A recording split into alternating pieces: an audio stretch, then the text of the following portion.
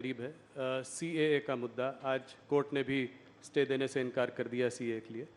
तो इसको आप कैसे देखते हैं? ये आपने जो है पारित बहुत पहले किया था, इसको जो है अभी आपने नोटिफाई इतने दिनों बाद क्यों किया, इतना गैप के बाद? क्या चुनाव आपके उसमें था? ऐसा नहीं था राहुल जी।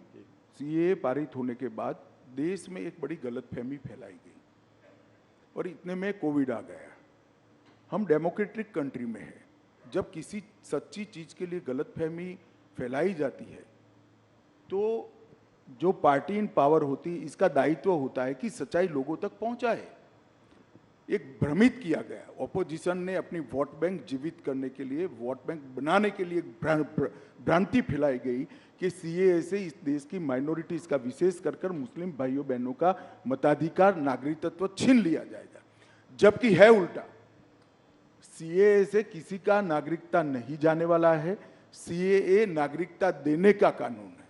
सिख, बौद्ध, जैन, क्रिश्चियन, हिंदू, जो सारे भाई 3 देशों से प्रताड़ित होकर आए हैं, वो सालों से यहां बैठे हैं, उनके पास नागरिकता नहीं है। उनके नाम से संपत्ति नहीं खरीद सकते, सरकारी नौकरी नहीं ले सकते जी। किस प्रकार से इनका जीवन व्यतीत होगा? एक करोड़ों लोगों की परेशानी को कांग्रेस के पास इसका जवाब नहीं था। वो अपनी वोट बैंक की पॉलिटिक्स में ही मशगूल थे और पूरी भ्रांति फैलाई कि सीएए थे देश से मुसलमानों की नागरिकता चली जाएगी। मैं फिर से एक बार, अनेक बार कर चुका हूं, फिर से एक बार स्पष्टता करना चाहता हूं, इस देश के मुसलमानों को डरने की जरूरत नहीं है। सीएए नागरिकता लेने का कानून ही नहीं है, नागरिकता देने का कानून है। और जहां तक सीएए का सवाल है, एक कांग्रेस के आजादी के वक्त महात्मा गांधी, जवाहरलाल नेहरू, मौलाना आजाद, सरदार पटेल, राजेंद्र बाबू, सबका वादा था कि जो पाकिस्तान, बांग्लादेश और अफगानिस्तान से आएंगे वो सारे शरणार्थियों को हम नागरिकता देंगे। वो वादा कांग्रेस पार्टी ने पूरा नहीं किया, वो वादा हम पूरा कर रहे हैं। वो एक प्रकार से नेहरू लियाकत पैक्ट का इंप्लीमेंटेशन है। मगर राहुल जी का ये सारे ऐतिहासिक डॉक्यूमेंट से लेना देना ही नहीं है। वो चीट पढ़कर बोलने वाले नेता है। चीट में इतनी सारी बातें आती नहीं है। केजरीवाल जी, ममता जी, राहुल जी, सबका कहना यह है कि जब देश में खुद ही नौकरी और खाने पीने की इतनी समस्याएं हैं, तो जब इतने घुसपैठिए और आ जाएंगे तो इनको हम लोग नौकरियां कहां से देंगे? घुसपैठिए नहीं है। घुसपैठिए और शरणार्थी में फर्क होता है। और मैं केजरीवाल जी, राहुल जी, ममता जी सबको कहता हूं, अगर देश के युवाओं की नौकरी की चिंता है तो आप बांग्लादेशी घुसपैठिए और रोहिंग्यास के लिए क्यों नहीं बोलते हैं? क्यों जुबान सिल जाती है आपकी? इसलिए सुल जाती है कि आप अपनी वोट बैंक को हट कर रहे हो। शरणार्थी जो होता है वो प्रताड़ित होकर यहां आता है। अभी मैं आपको बताता हूं, अफगानिस्तान में निजाम बदला, सारे लोग इनसिक्योरिटी फील कर रहे थे। सैकड़ों, हजारों सिख भाई पवित्र गुरु ग्रंथ साहब को लेकर यहां है। क्या करें उनका? वो घुसपैठिए है क्या? हर सिख भाई बहन का इस देश पर इतना ही अधिकार है जितना मेरा और आपका। हर हिंदू भाई बहन का इतना ही अधिकार है जितना मेरा और आपका है। इसको घुसपैठिए करार देना ठीक नहीं है। और जहां तक नौकरियों का सवाल है, वो पहले से यहां रह रहे हैं, आज रह ही रहे हैं जी। कहां लोड डालने का सवाल है? और केजरीवाल कहते हैं क्या खाएंगे? केजरीवाल जी, आपको अगर प्रॉब्लम है तो 5 किलो अनाज की अर्जी कर दो, आपको भी दे देंगे, हमें कोई आपत्ति नहीं। मोदी जी हर एक को 5 किलो अनाज दे रहे। ये सारे लोग यहीं रह रहे हैं, कहां नई कोई व्यवस्था करनी? इनको अधिकृत नागरिक बनाना है, उनको सम्मान देना है, उनको अपना मानना है, इसको इस भूमि का हिस्सा बनाना है जो उनका अधिकार है।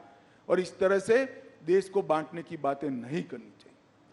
यूएस स्टेट डिपार्टमेंट और यूएस एम्बेसडर ने भी सीए पे टिप्पणी की है, क्या कुछ कहना चाहेंगे उसके बारे में? मैं मानता हूं कि उनको पूरी तथ्य की जानकारी नहीं होगी। भारत सरकार का विदेश विभाग क्लैरिफिकेशन दे चुका है, इस पर मैं ज्यादा टिप्पणी नहीं करता।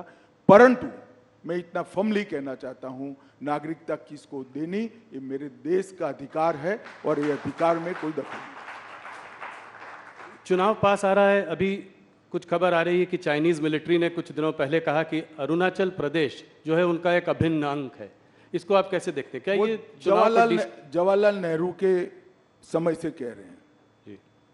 और बहुत बड़ा हिस्सा वो उस वक्त हड़प भी कर गए थे। मेरा तो जन्म नहीं हुआ था 1962 में, जी। परंतु ये मोदी सरकार है। 1 इंच भी जमीन देश की किसी भी सरहद पर कोई नहीं ले सकता, ये हमारा भारत की जनता को वादा है।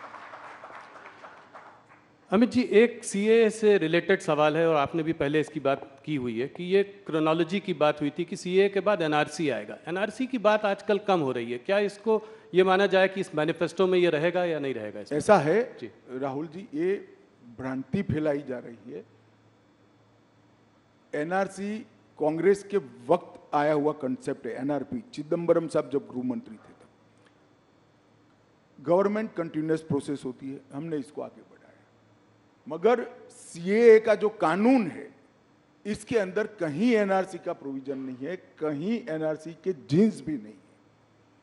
कृपया देश की माइनॉरिटी को डराना बंद करिए, स्पष्टता से बताइए कि सीएए से किसी की नागरिकता नहीं जा सकती, और ये वास्तविकता है। नहीं, पर एनआरसी क्या बीजेपी के मैनिफेस्टो में होगा? अगले टर्म में इसको देखेंगे? अब मैं तो मैनिफेस्टो कमेटी में अभी ड्राफ्ट कोई आया नहीं है, जब पार्लियामेंट्री बोर्ड के सामने आएगा तब देखेंगे। परंतु मैं इस मंच से इसकी घोषणा भी नहीं कर सकता, परंतु मैं इतना स्पष्ट कर देना चाहता हूं, अभी देश के सामने सीए का कानून है जिसमें एनआरसी के कोई वायरस नहीं है। क्या कहते हैं, इस पिछले आपका जो 5 साल का कार्यकाल रहा उसमें आप लोगों ने बहुत बड़े काम किए। 370 अभी सीएए की हम लोग बात कर रहे थे, एक यूनिफॉर्म सिविल कोड की भी बात हुई है और इसको आपने जो है उत्तराखंड के गवर्नमेंट के उसके माध्यम से शुरुआत भी की है। तो क्या अगले 5 साल में ये एक बड़ा मुद्दा रहेगा भारतीय जनता पार्टी का? आपके मैनिफेस्टो आपने कहा कि अभी आप नहीं बता सकते, मगर आप राहुल जी, यूसीसी लोकभोग्य भाषा में कॉमन सिविल कोड, ये आज से हमारा मुद्दा नहीं है जी। 1950 से हमारा मुद्दा है। इसके लिए मेरी पार्टी ने आंदोलन किया है, जनसंघ था तब से करा है, और हम इससे हट नहीं सकते हैं।